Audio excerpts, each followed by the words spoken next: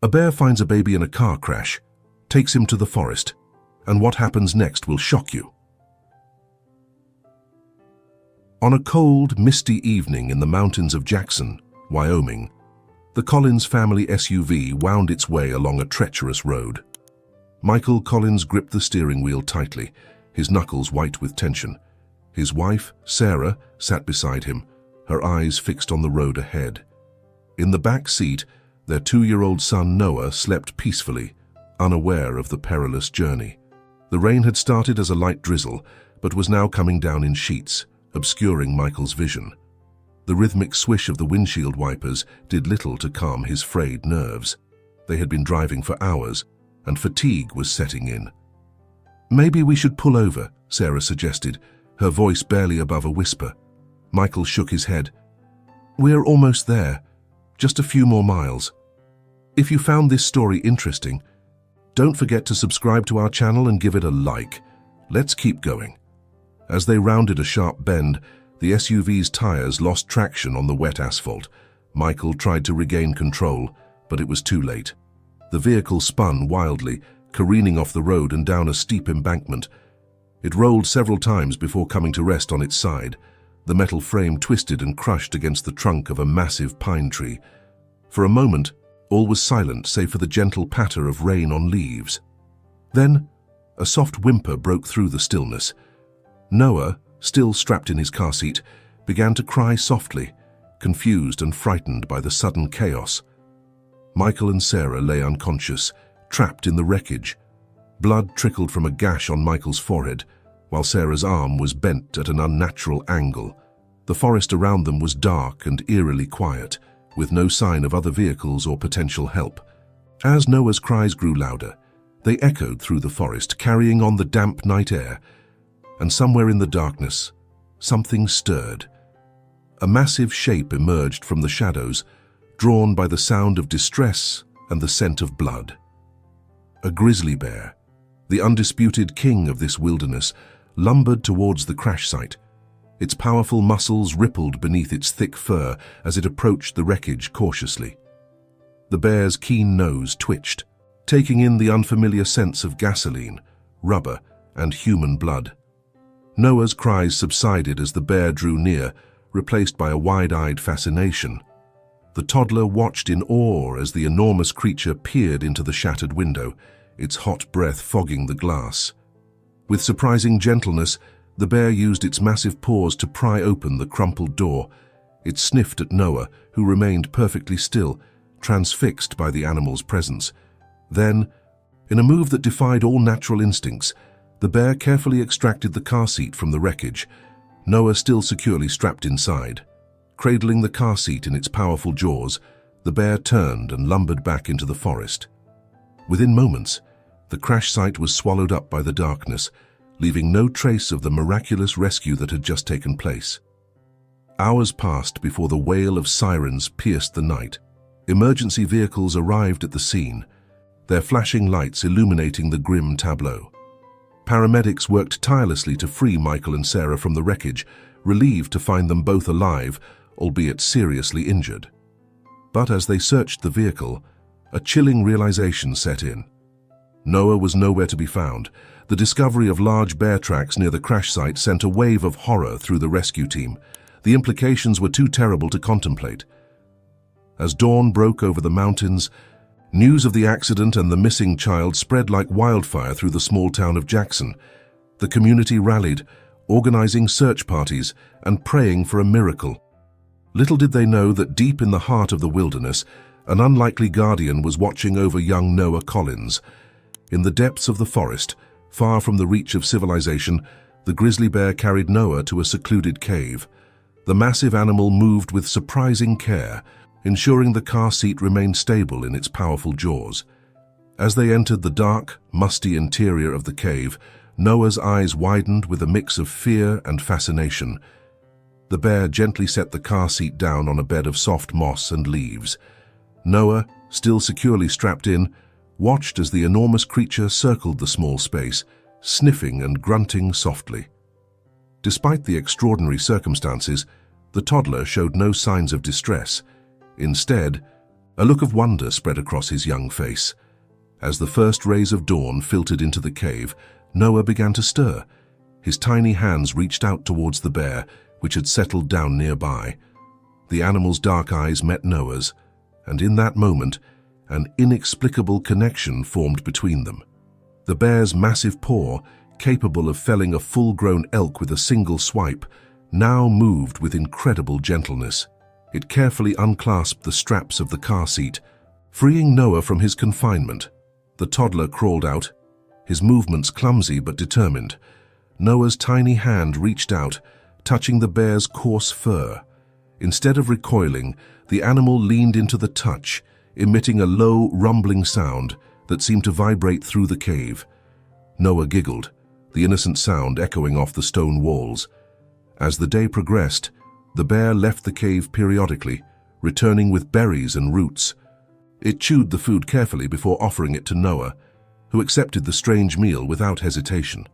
The toddler's survival instincts seemed to have merged with an innate trust in his unlikely protector. Back in Jackson, the search for Noah had intensified. Helicopters scoured the vast wilderness, while ground teams combed through dense underbrush. Among the searchers was Jack Dawson, a seasoned hunter and tracker known for his intimate knowledge of the surrounding mountains. Jack had volunteered immediately upon hearing the news. He knew these woods better than anyone, having spent most of his life exploring their hidden corners. As he followed a faint trail through the underbrush, his mind raced with possibilities. The bear tracks near the crash site troubled him deeply. "It doesn't make sense," he muttered to himself, crouching to examine a broken twig. "A grizzly wouldn't—" His thoughts were interrupted by the crackle of his radio. "Jack, come in. Any sign of the boy?" He keyed the mic. "Negative. But I've got a hunch. I'm heading deeper into the North Ridge. There's a network of caves up there that might be worth checking out." "Copy that. Be careful, Jack. Weather report says we've got a storm rolling in." Jack acknowledged the warning and pressed on. As he hiked through the increasingly rugged terrain, he couldn't shake the feeling that this search was unlike any he had conducted before. The seasoned tracker had a sixth sense when it came to the wilderness, and right now, every instinct was telling him that something extraordinary was unfolding in these mountains. As the day wore on, dark clouds began to gather overhead. The air grew heavy with the promise of rain, and a chill wind whipped through the trees. Jack quickened his pace, knowing that if he didn't find Noah soon, the impending storm would make the search nearly impossible. Little did Jack know that less than a mile away, in a cave hidden by dense foliage, Noah was curled up against the warm, furry bulk of the grizzly bear. The toddler slept peacefully, his tiny hand clutching a tuft of the animal's fur.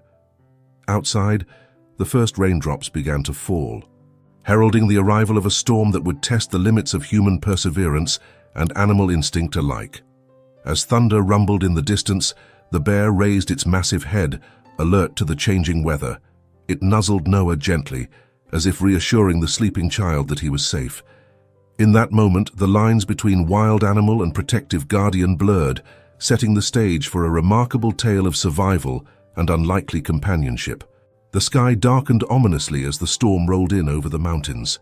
Thunder echoed through the valleys, and flashes of lightning illuminated the dense forest in brief, blinding bursts. Rain poured down in sheets, quickly turning the forest floor into a treacherous quagmire. In the cave, Noah stirred at the sound of the tempest outside. His eyes widened with fear as another crack of thunder shook the air. The bear, sensing the child's distress, moved closer, its large body shielding Noah from the cave's entrance. The toddler buried his face in the animal's thick fur, finding comfort in its warmth and solid presence. As the storm raged on, Noah began to mimic the bear's low, rumbling sounds. It was as if he was trying to communicate with his protector, to express his gratitude and seek reassurance. The bear responded with gentle grunts, creating a surreal dialogue between human child and wild animal. Meanwhile, the search parties struggled against the elements. Visibility was near zero, and the rain had washed away any tracks or signs they might have followed. Most of the volunteers had been forced to turn back, seeking shelter from the dangerous conditions. But Jack Dawson pressed on, his determination unwavering. He had spent a lifetime in these mountains and wasn't about to let a little bad weather stop him. As he trudged through the mud and driving rain, Jack's mind wandered to an old legend he had heard years ago. The story, passed down through generations of Native Americans who had once called these mountains home, spoke of spirit bears, powerful creatures that acted as guardians of lost children. Jack had always dismissed it as mere folklore, but now, faced with the inexplicable disappearance of Noah, he found himself reconsidering. As night fell, the storm showed no signs of abating. In the cave, Noah had fallen asleep once more, his tiny body rising and falling with each breath of the massive bear. The animal remained alert, its keen senses attuned to any potential threats that might approach their sanctuary. Back in Jackson, Michael and Sarah Collins clung to hope in their hospital room. Both were still recovering from their injuries, but their thoughts were entirely focused on their missing son. Sarah clutched a photo of Noah, her tears mixing with the rain that lashed against the window. "He's out there, Michael," she whispered. "I can feel it. Our boy is alive." Michael squeezed her hand, wanting to believe but struggling against the weight of logic and probability. "The searchers are doing everything they can, Sarah. We have to trust them."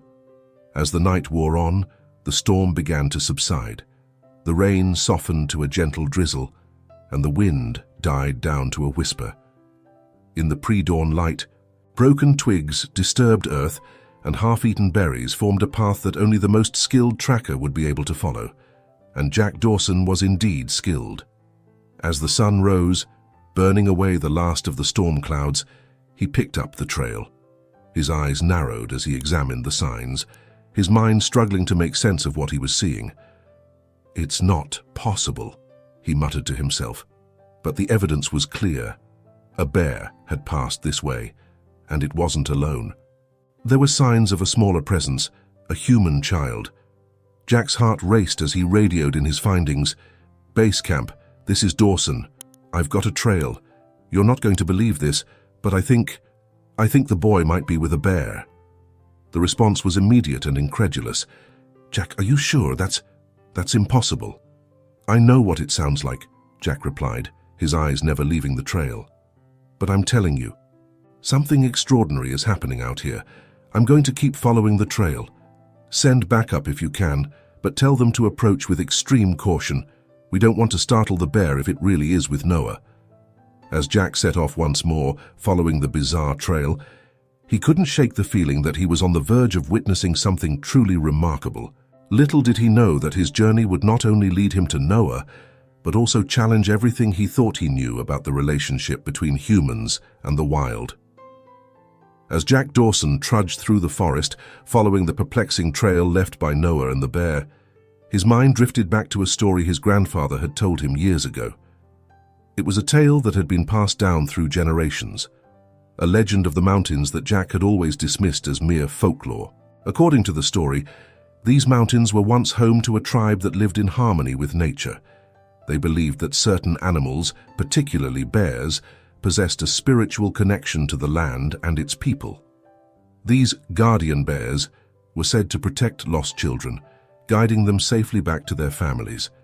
Jack had always been a practical man, relying on his skills and experience rather than old wives' tales. But now, faced with the inexplicable evidence before him, he found himself reconsidering his skepticism. As he crested a ridge, Jack came upon a sight that made him pause. There, carved into the face of a weathered boulder, were ancient petroglyphs. The crude images depicted bears standing upright, surrounded by smaller human-like figures. One image in particular caught his eye, a bear carrying what appeared to be a child on its back. "Well, I'll be damned," Jack whispered, running his hand over the weathered stone. The implications of what he was seeing sent a shiver down his spine. Could there be some truth to the old legends after all?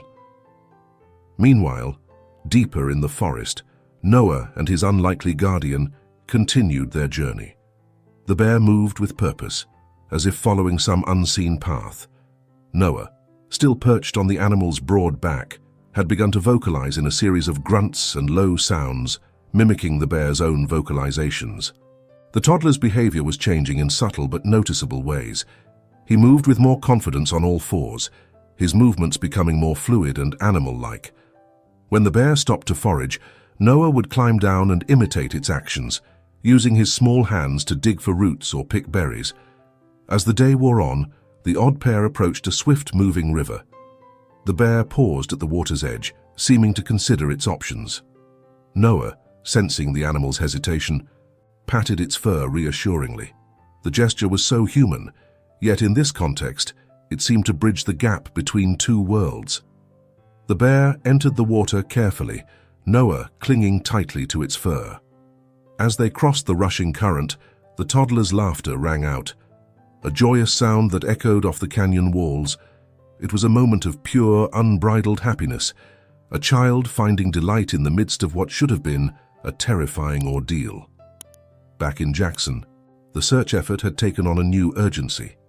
News of Jack's discovery had spread, and while many were skeptical of the idea that a bear could be protecting the missing child, no one could deny the veteran tracker's expertise. Sarah and Michael Collins, finally released from the hospital, had joined the command center. Sarah clung to the hope that Jack's theory was correct, while Michael struggled to reconcile the idea with his rational mind. "It just doesn't make sense," Michael said, poring over a map of the search area. "Bears are predators. Why would one protect a human child?" Sarah placed a hand on his arm. "Maybe there are things in this world we don't understand, Michael. Maybe we need to have faith." As the sun began to set, casting long shadows across the forest, Jack Dawson found himself at the base of a steep cliff. The trail he had been following seemed to end abruptly, and for a moment, he felt a pang of despair. Had he lost the trail for good? But then, as he scanned the rocky face of the cliff, something caught his eye. There, partially hidden by overgrown vines, was the entrance to a cave, and leading up to it was a series of ledges and outcroppings that would be challenging for a human to navigate, but perfect for a bear. Jack's heart raced as he keyed his radio. "Base camp. This is Dawson. I think I found them. There's a cave up ahead. I'm going to need backup, but tell them to approach with extreme caution. We don't want to spook the bear if it's in there with Noah." As he waited for reinforcements to arrive, Jack couldn't shake the feeling that he was on the verge of witnessing something truly extraordinary. The line between myth and reality was blurring, and he found himself hoping against hope that the old legends were true. Little did Jack know that inside the cave, an even more remarkable scene was unfolding. Noah, curled up against the bear's warm bulk, was dreaming, and in his dreams he saw flashes of a time long past, of humans and bears living side by side, of a connection that transcended species. It was as if the spirit of the mountain itself was speaking to him, revealing secrets long forgotten by the world of men. As night fell over the wilderness, the stage was set for a confrontation. As dawn broke over the mountains, Jack Dawson and a small team of searchers approached the cave with caution. The morning air was crisp and filled with tension as they inched closer to the entrance, unsure of what they might find inside. Jack held up a hand, signaling the others to stop. "Let me go first," he whispered. "If the bear is in there with Noah, we don't want to startle it." Slowly, Jack made his way to the cave's mouth. He peered inside, allowing his eyes to adjust to the dim light. What he saw made his breath catch in his throat. There, in the back of the cave, was the massive grizzly bear, and curled up against its side, sleeping peacefully, was Noah Collins. The boy's clothes were tattered and dirty, but he appeared unharmed. In fact, he looked remarkably content, his small hand clutching a tuft of the bear's fur. Jack's movement caught the bear's attention. It raised its massive head, dark eyes locking onto the intruder. But instead of the aggression Jack expected, he saw something else in the animal's gaze: intelligence, and what he could only describe as concern. "Easy now," Jack murmured, more to himself than to the bear. He slowly reached for his radio, never breaking eye contact with the animal. "Base camp, this is Dawson. I've found them. Noah is alive and appears to be unharmed, but we've got a situation here." As Jack relayed the incredible scene to his team outside, Noah began to stir. The boy's eyes fluttered open, and he looked up at Jack with a mixture of curiosity and wariness. Then, to Jack's amazement, Noah turned to the bear and made a series of soft grunting sounds, as if communicating with the animal. The bear responded with a low rumble, nuzzling the boy gently. Noah giggled, the sound echoing off the cave walls. It was a moment of pure, innocent joy that struck Jack to his core. "My God," he whispered, "it's true. The legends are true." Outside the cave, word of Noah's discovery spread quickly. Soon, the area was swarming with rescue workers, media, and curious onlookers. Michael and Sarah Collins arrived, their faces a mix of hope and fear as they were briefed on the situation. "You're telling me our son is in there with a grizzly bear?" Michael asked incredulously. "We have to get him out now." Sarah placed a restraining hand on her husband's arm. "Michael, wait. Jack says Noah is unharmed. If we rush in there, we might provoke the bear." As the tension mounted outside, Jack found himself in the extraordinary position of mediator between the human world and the wild. He knew that one wrong move could end in tragedy. "Noah," he called softly, "it's time to come home, buddy. Your mum and dad are here." The boy looked at Jack, then back at the bear. He seemed torn, as if straddling two worlds.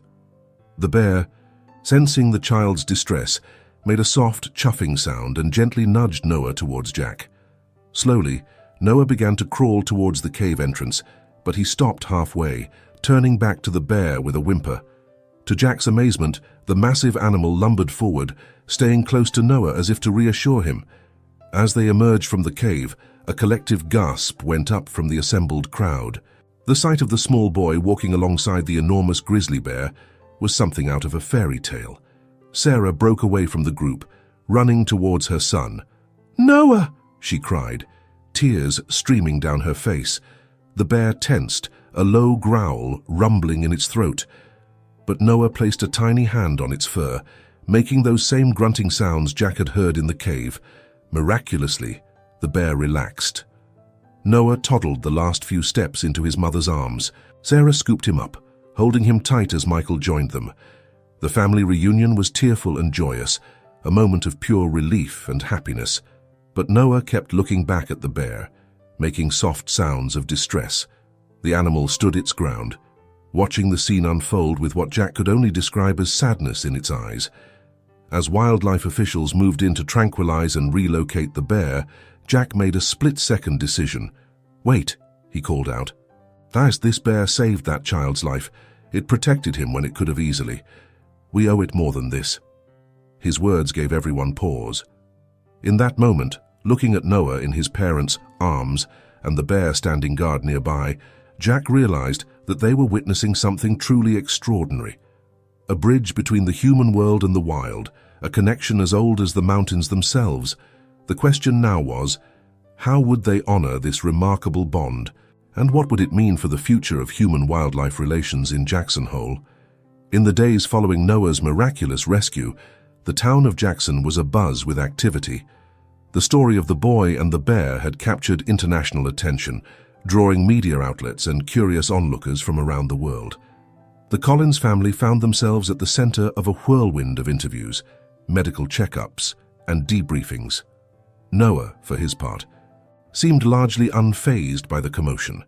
The toddler had been given a clean bill of health, save for some minor scrapes and bruises, but it was his behavior that truly fascinated the doctors and psychologists who examined him. Dr. Emily Chen, a child psychologist specializing in trauma, sat across from Noah in a brightly colored playroom at Jackson Hole Medical Center. She watched in amazement as the boy moved about on all fours with surprising agility, sniffing at objects before touching them. "It's remarkable," she murmured to Sarah, who sat nearby. "He seems to have adopted certain ursine behaviors. It's as if he imprinted on the bear during his time in the wild." Sarah nodded, a mix of wonder and concern on her face. "He keeps making these grunting sounds, especially when he's upset or excited, and he's been having trouble readjusting to regular food. He seems to prefer berries and roots." Dr. Chen made a note on her pad. "It's not uncommon for children who experience traumatic events to exhibit unusual behaviors, but this is unprecedented." Noah's case could revolutionize our understanding of child psychology and human-animal interactions. Meanwhile, Jack Dawson found himself thrust into the spotlight as the man who had tracked down Noah and witnessed the extraordinary bond between boy and bear. He spent hours recounting the experience to wildlife officials, scientists, and journalists. "I'm telling you," he said, leaning forward in his chair during yet another interview, "that bear knew exactly what it was doing. It wasn't just animal instinct, there was intelligence there, and dare I say it, compassion." The interviewer, a skeptical-looking woman from a national news network, raised an eyebrow.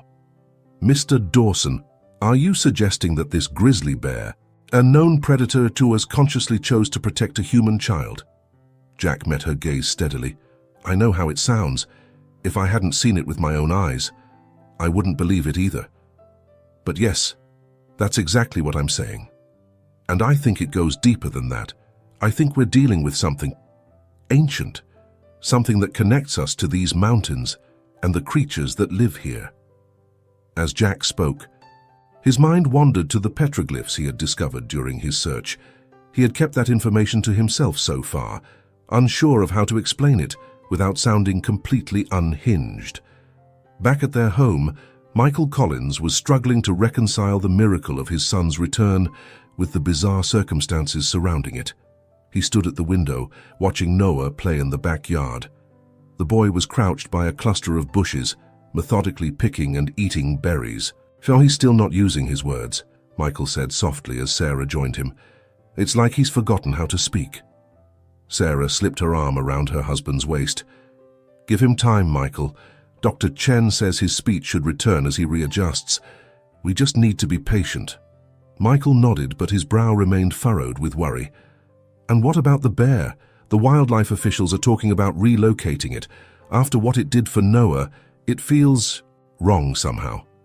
The question of what to do with the bear had become a hotly debated topic in Jackson. While many viewed the animal as a hero, others worried about the danger of having a grizzly bear that had grown accustomed to human presence so close to town. Linda Reeves, head of the local wildlife conservation group, had been campaigning tirelessly to protect the bear. "This is an opportunity," she argued at a town hall meeting. "Face an opportunity to study this extraordinary animal, to learn from it. Relocating the bear would be a mistake." But others, like Sheriff Tom Hawkins, weren't convinced. "I understand the bear did something amazing," he countered. "But at the end of the day, it's still a wild animal. We can't risk the safety of our community." As the debate raged on, Noah continued his slow process of readjustment. Each day brought small victories, a word spoken here, a human gesture there. But at night, his dreams were filled with images of the forest, of warm fur and gentle eyes. He would wake up making soft, bear-like sounds, reaching out for a companion that was no longer there. One evening, as the sun set over the Tetons, casting the valley in a golden glow, Sarah found Noah at his bedroom window. The boy was staring intently at the distant mountains, making a series of low grunts. "What is it, sweetie?" Sarah asked. Kneeling beside him, Noah turned to her, his eyes wide and serious. "Bear," he said simply, pointing towards the mountains. "Bear sad." Sarah felt a chill run down her spine. It was the first complete sentence Noah had spoken since his return, and its implications were startling. Could her son still feel some connection to the animal that had protected him? As darkness fell over Jackson Hole, the question of what to do about the bear and how to help Noah fully return to human society loomed large. But beneath these immediate concerns, a deeper mystery was taking shape, one that would challenge the town's relationship with the wilderness that surrounded them and force them to confront age-old legends that suddenly seemed all too real. A week after Noah's rescue, the town of Jackson gathered for an emergency council meeting. The small town hall was packed to capacity, with concerned citizens spilling out onto the street. At the center of the room sat the key players in this unfolding drama: the Collins family, Jack Dawson, Sheriff Hawkins, and Linda Reeves. Mayor Eleanor Thompson called the meeting to order, her usually composed demeanor showing signs of strain. "Folks, we're here to decide on a course of action regarding the grizzly bear involved in the Collins boys' adventure," She paused, choosing her words carefully. "We'll hear from all sides before putting it to a vote." Sheriff Hawkins spoke first, his voice gruff with concern.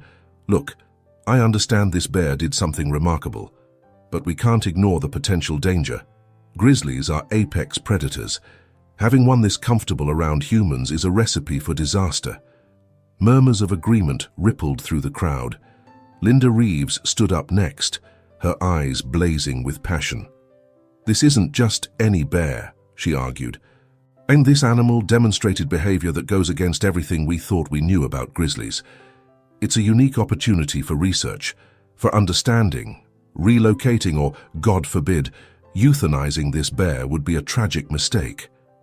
The debate continued, with townspeople voicing their opinions on both sides. Some saw the bear as a threat that needed to be removed, while others viewed it as a sacred animal, a living embodiment of local legends. Finally, Jack Dawson stood up.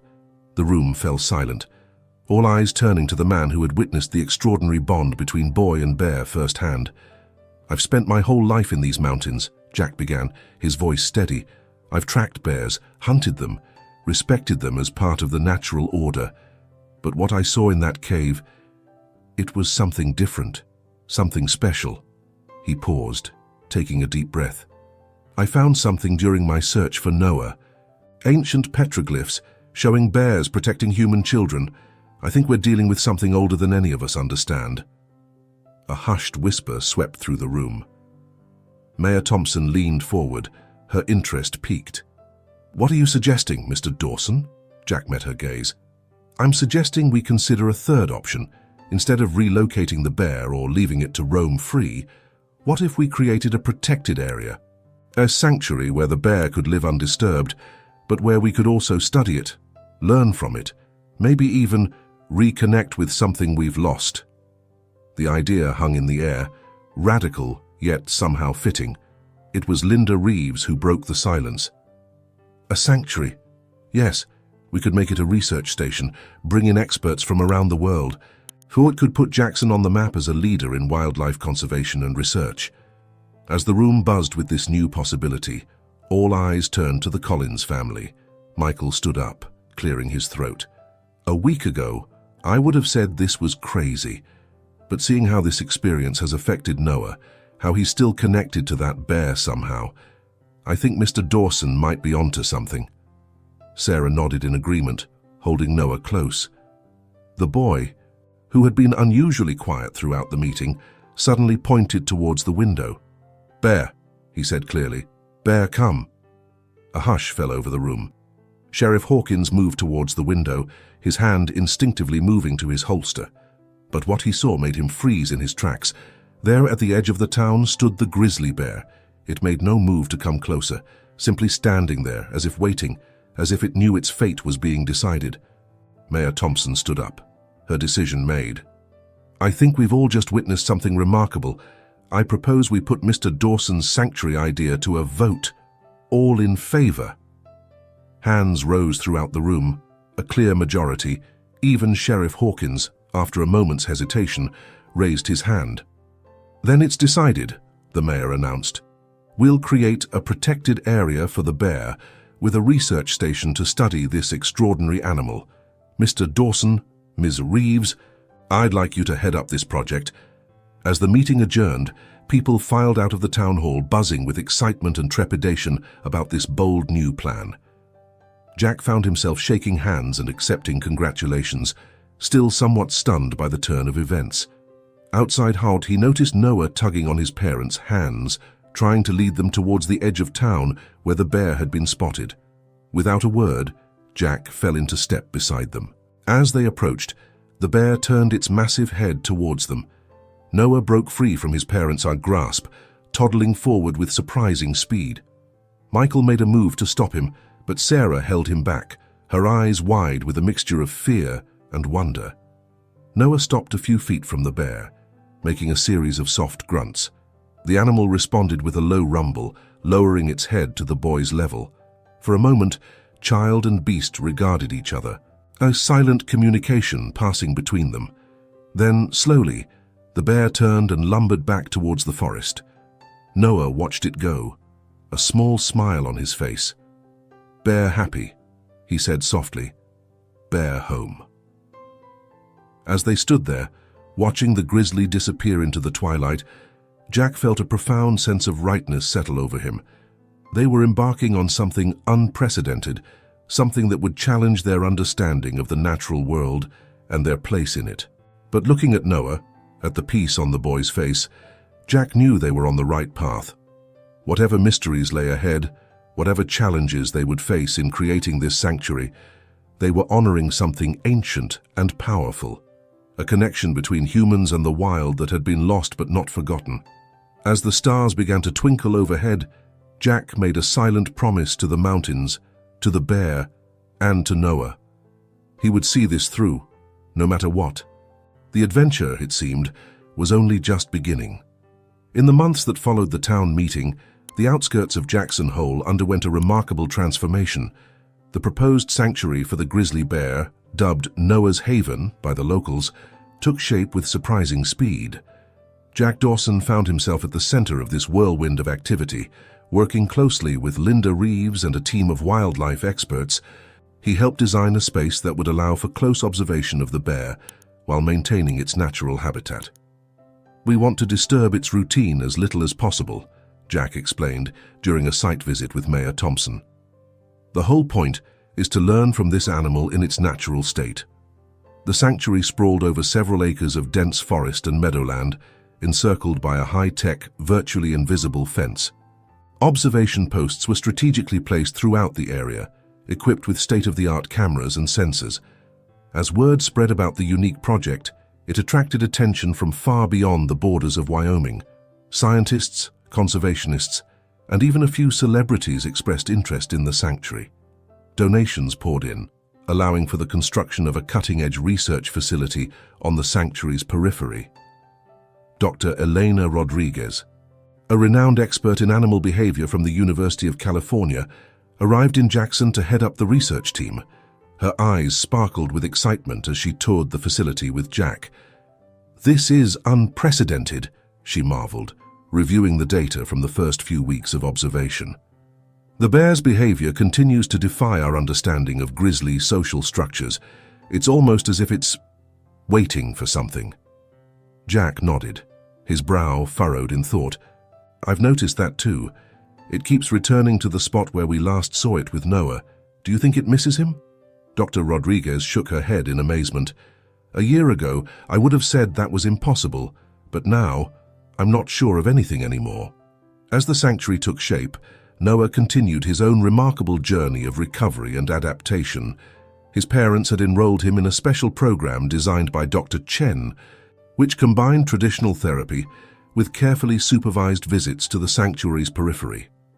During one such visit, Sarah watched with a mixture of awe and trepidation as Noah stood at the edge of the sanctuary, his small hand pressed against the invisible barrier. On the other side, barely visible in the underbrush, was the massive form of the grizzly bear. "Bear," Noah said softly, a smile spreading across his face. He made a series of low grunts, and to Sarah's amazement, the bear responded with a rumble of its own. Dr. Chen, standing nearby, furiously scribbled notes.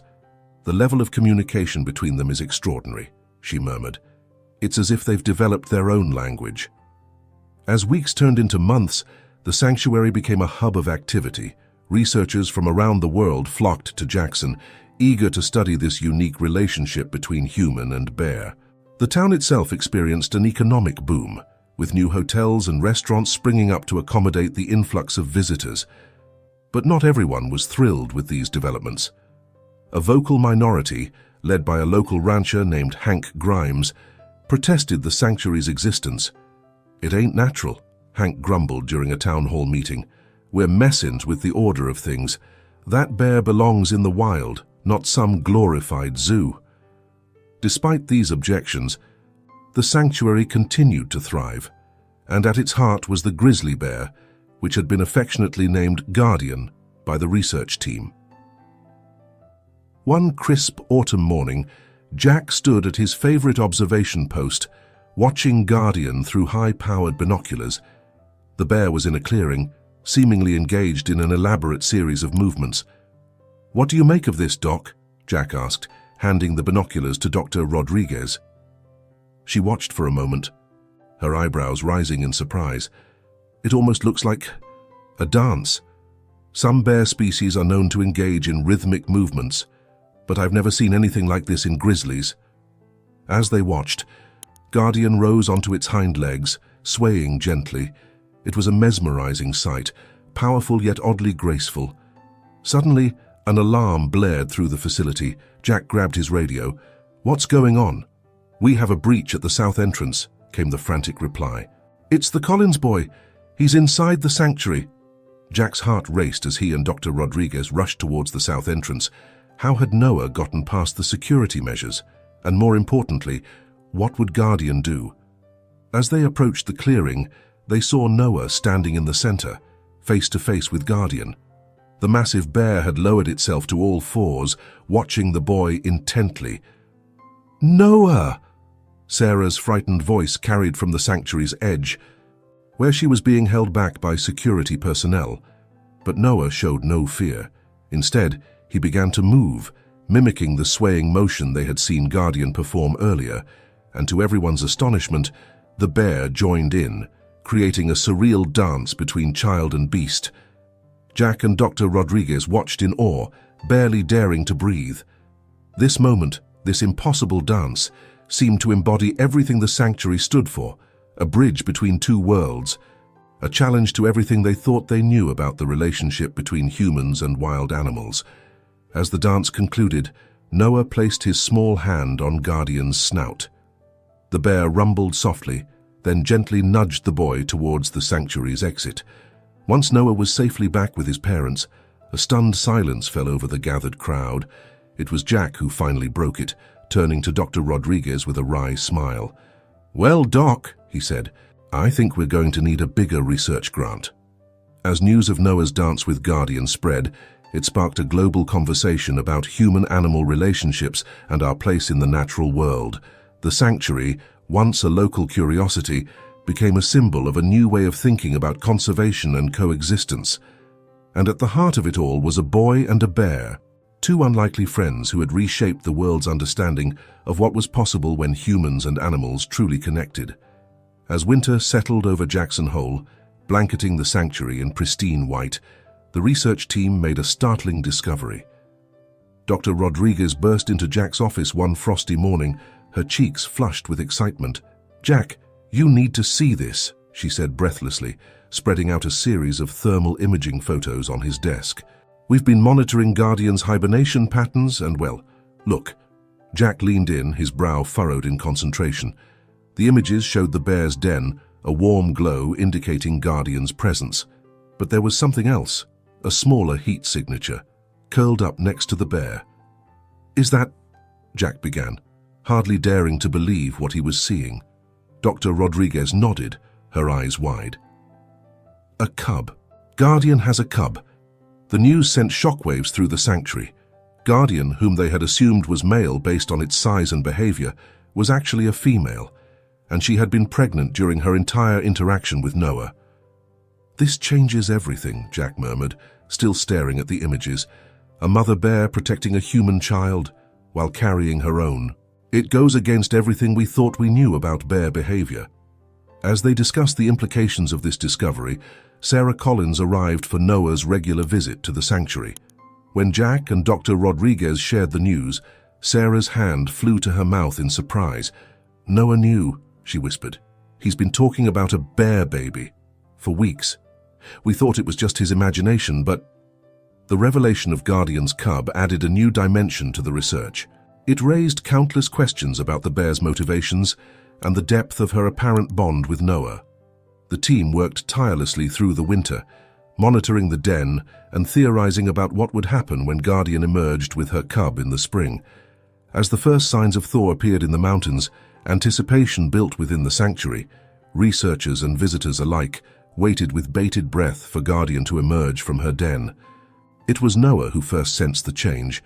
During a visit to the sanctuary, he suddenly perked up, turning towards the area where Guardian's den was located. "Bear coming," he said simply, a smile spreading across his face. Sure enough, within hours, Guardian emerged from her den, blinking in the bright spring sunlight, and beside her, stumbling on wobbly legs, was her cub. The sight of the tiny bear, with its fluffy fur and curious eyes, melted the hearts of even the most stoic researchers. But it was Guardian's behavior that truly astounded them. Instead of being fiercely protective, as most mother bears would be, Guardian seemed almost proud. She guided her cub towards the observation area, where Noah stood with his parents and the research team. Noah, with a wisdom beyond his years, remained still as the bears approached. Guardian stopped a few feet away, rumbling softly. Then, to everyone's amazement, she gently nudged her cub forward. The little bear toddled towards Noah, sniffing curiously. Noah slowly extended his hand, allowing the cub to sniff him. Then, with a gentleness that brought tears to Sarah's eyes, Noah patted the cub's head. It was a moment of pure magic, a human child and a bear cub, meeting under the watchful eyes of both their mothers. It seemed to embody everything the sanctuary stood for, a symbol of harmony between humans and nature. As news of this extraordinary encounter spread, it sparked a global conversation about the potential for coexistence and mutual understanding between species. The sanctuary became a beacon of hope, a living laboratory where new paradigms of conservation and interspecies communication were being forged. But with this heightened attention came new challenges. The influx of visitors and researchers put a strain on the sanctuary's resources, and there were those who viewed the close interaction between Noah and the bears as dangerous, arguing for stricter separation. Jack found himself at the center of these debates, advocating for a balanced approach that would allow for continued study while ensuring the safety of both humans and bears. It was a delicate tightrope to walk, but he was determined to see it through. As spring bloomed into summer, Noah continued his visits to the sanctuary, his bond with Guardian and her cub growing stronger with each encounter. He seemed to understand the bears in a way that even the most experienced researchers couldn't match. One warm afternoon, as Noah sat near the edge of a meadow, Guardian and her cub approached. The young bear had grown significantly, its playful nature now tempered with the beginnings of adolescent independence. Noah began to make a series of grunts and low sounds, a language he had developed with the bears. Guardian responded, and to the astonishment of the watching researchers, appeared to be teaching her cub to do the same. Dr. Rodriguez, observing from a nearby blind, could hardly contain her excitement. "This is unprecedented," she whispered to Jack. "It's as if they're developing a shared language, a way of communicating across species lines." Jack nodded, a lump forming in his throat. He thought back to the ancient petroglyphs he had discovered during his search for Noah, the images of bears and humans interacting. Had they stumbled upon something that their ancestors had known but forgotten? Was this the key to rebuilding a lost connection with the natural world? As the sun began to set, casting a golden glow over the sanctuary, Jack watched Noah say goodbye to the bears for the day. The boy hugged Guardian's leg, then gently bumped foreheads with the cub in a gesture that mirrored bear behavior. In that moment, Jack felt a profound sense of hope. Despite the challenges they faced, despite the skeptics and the naysayers, they were part of something truly remarkable. They were rewriting the story of human-animal interaction, one day at a time. As Noah rejoined his parents, his face glowing with happiness, Jack made a silent vow. He would do everything in his power to protect this sanctuary, to nurture this extraordinary connection between boy and bear. For in this unlikely friendship, he saw the potential for a better, more harmonious world, a world where humans and animals could once again walk side by side, as partners in the great dance of life. As autumn painted the mountains in hues of gold and crimson, the sanctuary faced its greatest challenge yet. A severe drought had gripped the region, pushing wildlife from the surrounding areas into the sanctuary in search of food and water. The delicate balance that had been established was under threat.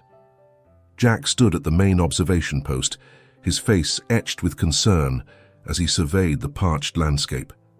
Besides him, Dr. Rodriguez pored over data on a tablet. "It's not good, Jack," she said, shaking her head. The incoming animals are putting a strain on the sanctuary's resources. If this continues, we might have to consider relocating some of the wildlife. The thought of separating Guardian and her cub from Noah felt like a physical pain to Jack. Over the past months, he had watched their bond grow and deepen. Noah's ability to communicate with the bears had become a cornerstone of their research, opening up new avenues of understanding animal cognition and interspecies communication. "There has to be another way," Jack muttered, his mind racing. "We can't let all our work be undone by a drought." As they discussed potential solutions, a commotion at the sanctuary's entrance caught their attention. A group of protesters, led by Hank Grimes, had gathered. Their signs bore slogans like "Nature knows best" and "End the bear experiment." Jack sighed heavily. The sanctuary had always had its critics, but the drought had intensified their opposition. Many saw the sanctuary as an unnatural intervention that was now causing harm to the wider ecosystem. As Jack moved to address the protesters, he spotted Noah and his parents arriving for their regular visit. The boy's face lit up as he saw Guardian and her cub in the distance, seemingly unaware of the tension surrounding the sanctuary. Hank Grimes stepped forward, his voice gruff. "This has gone on long enough, Dawson. Your little experiment is messing with the natural order. It's time to shut it down and let these animals go back to where they belong." Jack took a deep breath, choosing his words carefully. "I understand your concerns, Hank, but what's happening here is important. We're learning things that could change the way we coexist with wildlife. We can't just abandon that." As the argument heated up, Noah slipped away from his parents, making his way towards Guardian and her cub. Sarah noticed first, calling out in alarm, "Noah, wait!" All eyes turned to the boy as he approached the bears. Guardian, sensing the tension in the air, positioned herself protectively in front of her cub. But Noah showed no fear. He began to make the low, guttural sounds that had become his way of communicating with the bears. To everyone's amazement, Guardian relaxed, moving aside to allow Noah to approach her cub. The two youngsters greeted each other with familiar ease, the bear cub gently bumping its head against Noah's chest. Then, something extraordinary happened. Noah turned towards a nearby stream, which had been reduced to a trickle by the drought. He made a series of gestures and sounds, seeming to communicate with the bears. Guardian tilted her head, as if listening intently. Suddenly, the massive bear began to dig at the dry streambed. Her powerful claws cut through the parched earth, and after a few moments, water began to seep up from the ground. Noah clapped his hands excitedly, then began to help, using a small plastic shovel he had brought with him. The bear cub joined in, mimicking its mother's movements. Jack and the others watched in stunned silence as boy and bears worked together to widen the hole. Soon, a small pool of fresh water had formed. Dr. Rodriguez was the first to find her voice. They're creating a water source," she said in awe. Noah must have sensed the underground water and communicated it to Guardian. The sight of the boy and the bears working in harmony seemed to deflate the protesters' anger. Even Hank Grimes looked taken aback. "I'll be damned," he muttered. "That boy really does understand them, doesn't he?" As word of Noah's extraordinary action spread, it sparked a new wave of interest in the sanctuary. Conservationists and water management experts flocked to Jackson, eager to learn from this unexpected collaboration between human and animal. The drought crisis became an opportunity. Under Noah's unique guidance, Guardian and other animals in the sanctuary helped locate underground water sources. The boy's intuitive understanding of the bears, combined with human technology and expertise, led to the development of sustainable water management techniques that benefited not just the sanctuary, but the entire region. Jack watched with pride as Noah, now a few years older, confidently led a group of scientists and conservationists through the sanctuary. The boy's ability to bridge the gap between human and animal had blossomed into something truly remarkable. "You know," Dr. Rodriguez said, coming to stand beside Jack, "when we started this project, I thought we were going to teach the bears, but it turns out they had just as much to teach us." Jack nodded, a smile playing on his lips. "I think that's the real lesson here. We're not separate from nature. We're part of it. And when we remember that, when we learn to listen and cooperate, There's no limit to what we can achieve. As the sun set over the sanctuary, painting the sky in breathtaking hues, Jack felt a profound sense of hope for the future. The challenges they had faced, the drought, the opposition, the doubts, had only served to strengthen their resolve and deepen their understanding. In the distance, Noah sat with Guardian and her cub, the three of them silhouetted against the fading light. It was an image of harmony, of possibility, of a world where humans and animals could once again walk side by side as friends and partners. And Jack knew, with unshakable certainty, that this was only the beginning of their extraordinary journey. 10 years had passed since the fateful night when Noah Collins was rescued by a grizzly bear in the mountains of Jackson Hole. The sanctuary, once a controversial experiment, had become a world-renowned center for conservation and interspecies communication studies. Jack Dawson, now in his early 60s, stood at his favorite observation post, his weathered face creased in a smile as he watched the scene below. Noah, now a teenager, was leading a group of young students through the sanctuary. At his side walked Guardian's cub, now a fully grown bear, moving with the easy confidence of an animal completely at home in both the wild and human worlds. "Hard to believe how far we've come," Dr. Rodriguez said, joining Jack at the railing. Her hair had streaks of grey now, but her eyes still sparkled with the same enthusiasm she'd had a decade ago. "Noah's work is revolutionizing our understanding of animal cognition and communication." Jack nodded, his chest swelling with pride. Noah had grown into an extraordinary young man, his unique bond with the bears forming the foundation for groundbreaking research. The sanctuary had expanded, now encompassing a state-of-the-art research facility and education center. "Remember when we thought we were just studying one extraordinary bear?" Jack chuckled. "Now we're rewriting textbooks on interspecies communication." As they watched, Noah led his group to a clearing where several bears were gathered.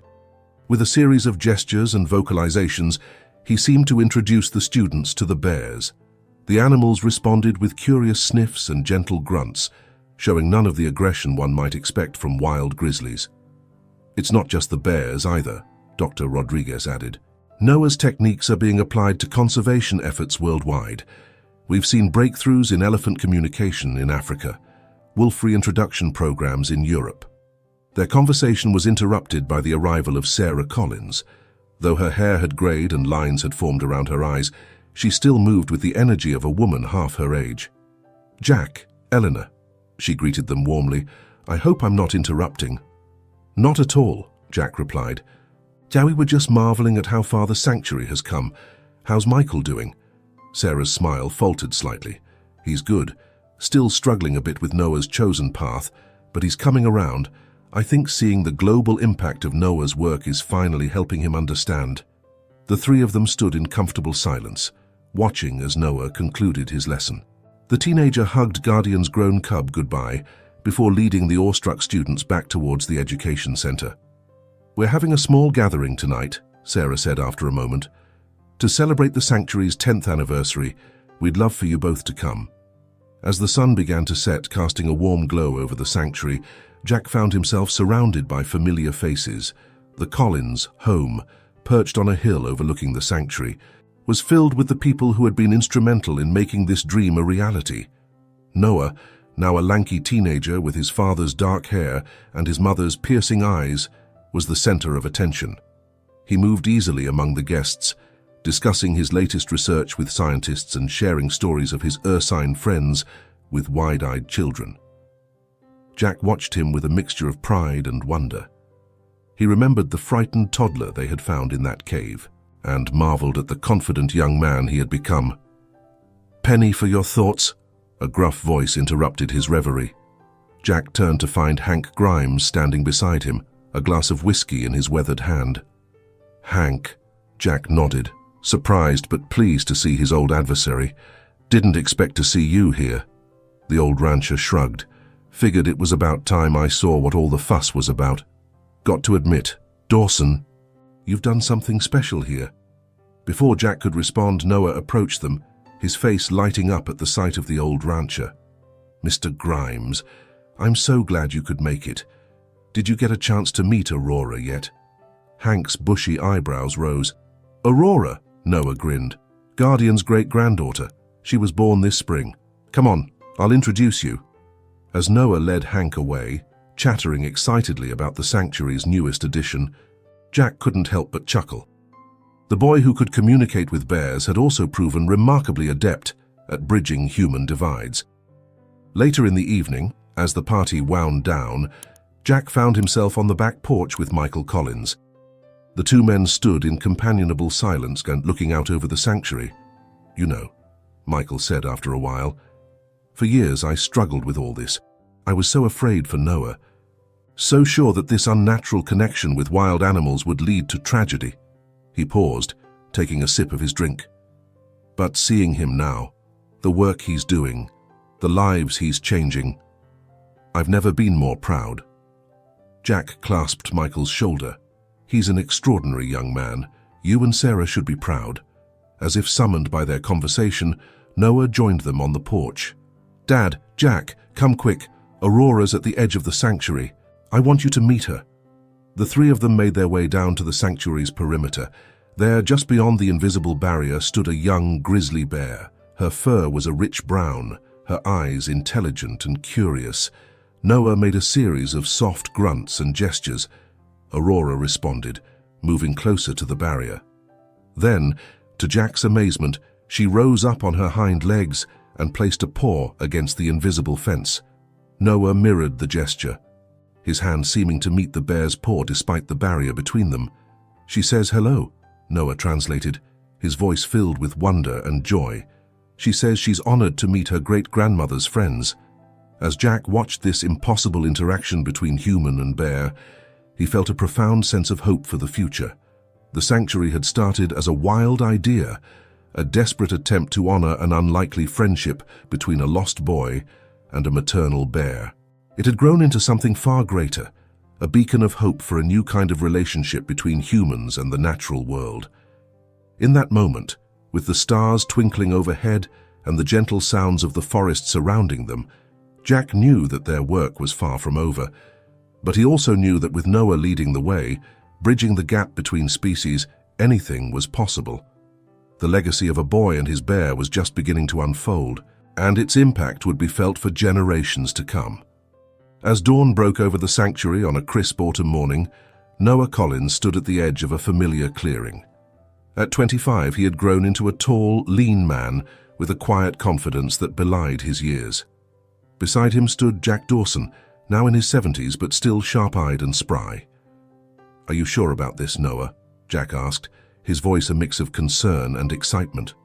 Noah nodded, a determined smile playing on his lips. "It's time, Jack. We've learned so much, but there's still a whole world out there. We need to take what we've discovered here and apply it on a global scale." Today marked the beginning of a new chapter for the sanctuary and for Noah. After years of groundbreaking research and conservation work, Noah was preparing to embark on an international expedition. His goal to apply the communication techniques and conservation strategies developed at the sanctuary to endangered species around the world. As they waited, a rustle in the underbrush announced the arrival of Aurora, now a majestic adult grizzly. She approached Noah with familiar ease, bumping her massive head gently against his shoulder in greeting. Noah placed a hand on her fur, closing his eyes for a moment. When he opened them, they shimmered with unshed tears. "I'm going to miss you, old friend," he said softly. "But I'll be back, I promise." Jack watched the exchange with a lump in his throat. He remembered the frightened toddler they had found in the woods all those years ago and marveled at the man he had become. Noah's ability to communicate with bears had expanded to encompass a wide range of species. His intuitive understanding of animal behavior, combined with rigorous scientific study, had opened up new frontiers in conservation and animal cognition research. The sanctuary had flourished under Noah's guidance. What had once been a controversial experiment was now a model for conservation efforts worldwide. Researchers and conservationists from every corner of the globe came to study their methods, eager to apply Noah's groundbreaking techniques to their own work. But Noah had grown restless. He knew that the true test of their work would be applying it beyond the controlled environment of the sanctuary. And so, with the support of an international coalition of conservation organizations, he had planned this ambitious expedition. As the sun climbed higher in the sky, Sarah and Michael Collins arrived to see their son off. Sarah's eyes were bright with tears as she hugged Noah fiercely. "I'm so proud of you," she whispered. "You've turned a miracle into a mission." Michael, who had once been skeptical of Noah's unusual path, now beamed with pride. "You're changing the world, son. Just be careful out there, okay?" Noah nodded, embracing his father. "I will, Dad, and I'll call often, I promise." As Noah shouldered his backpack and prepared to leave, a commotion at the edge of the clearing caught everyone's attention. A group of young researchers and students from the sanctuary's education program had gathered to see him off. Among them was Lily Chen, a brilliant young biologist who had been working closely with Noah for the past few years. Lily stepped forward, her eyes shining with a mix of admiration and something deeper. "We'll hold down the fort while you're gone," she said, her voice slightly husky. "Just don't forget about us little people when you're off saving the world." Noah grinned, pulling her into a quick hug. "As if I could," he murmured. The unspoken connection between them was palpable, promising a future yet to unfold. As Noah turned to leave, Aurora let out a low, mournful sound. The bear rose up on her hind legs, towering over the humans. Noah turned back, placing his hand on her snout one last time. "I know, girl," he said softly. "I'll miss you too, but I'm not really leaving, you know. Everything I do out there, every animal I help, every habitat we save, it's all because of what I learned here, with you." With a final wave to his family and friends, Noah set off down the trail that would lead him out of the sanctuary and into the wider world. Jack watched him go, feeling a complex mix of emotions: pride, nostalgia, hope, and a touch of sadness. "Well," he said, turning to Sarah and Michael, "I guess this is the start of a new chapter." Sarah nodded, wiping away a tear. "It's amazing, isn't it? How one extraordinary event can change so many lives, spark so much positive change." As they made their way back to the sanctuary's main complex, Jack found himself reflecting on the incredible journey they had all been on. From that terrifying night when a toddler was lost in the wilderness, to the miraculous bond formed between boy and bear, to the creation of this sanctuary that had revolutionized our understanding of animal cognition and conservation. And now, Noah was taking those lessons to the world. Jack could only imagine the impact he would have, the bridges he would build between humans and the natural world. As they reached the crest of a hill, Jack paused, looking out over the sanctuary. He saw the bears moving peacefully through their territory, the researchers working diligently at their stations, the students eagerly absorbing knowledge that would shape the future of conservation. In that moment, Jack felt a profound sense of completion. The story that had begun with a lost boy and a protective bear had blossomed into something far greater than he could have ever imagined. It had become a beacon of hope, a testament to the potential for harmony between humans and nature. As the sun climbed higher in the sky, painting the sanctuary in hues of gold and green, Jack knew that this was not an ending but a beginning. Noah's journey was just starting, and with it, a new chapter in the ongoing story of humanity's relationship with the natural world. The legacy of the boy and the bear would continue to grow, touching lives and changing perspectives around the globe. And here, in this sanctuary nestled in the mountains of Wyoming, the miraculous connection between species would continue to thrive, a living reminder of what is possible when we open our hearts and minds to the wonders of the natural world.